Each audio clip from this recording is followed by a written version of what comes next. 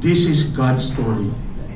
And a story of His faithfulness, His grace, and His unstoppable work in the lives of ordinary people who simply said yes to Him.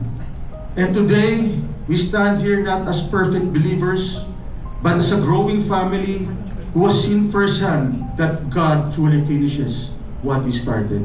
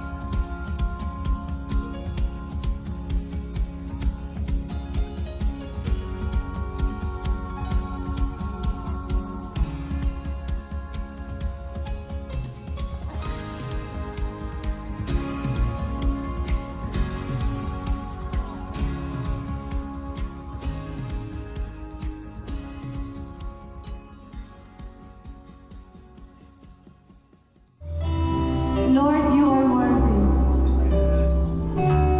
Lord, sa lahat ng nangyari sa buhay namin sa loob ng isang taon, napakabuti mo, Diyos. Napakatapat mo, Diyos. Napakatapat mo sa trabaho namin, sa sales department, Lord.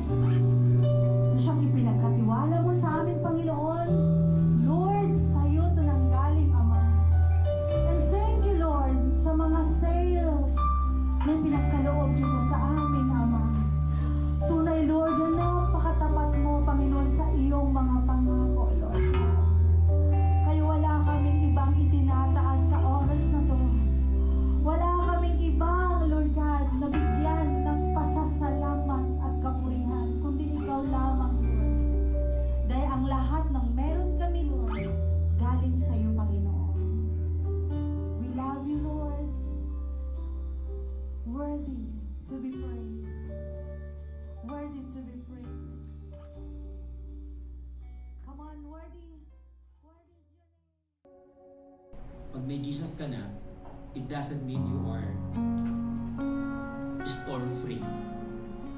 When we have Jesus, we are store-proof. And ever since we started, we noticed the true blessing of our Lord, which is peace. Challenges are still there, but now we are not alone. We face it with Jesus. And now we are hoping and praying for our extended families to also accept Jesus Christ in their lives, as well in God's perfect time. Looking back, it's overwhelming. We never thought this would be our story, but Jesus really does make all things new and beautiful.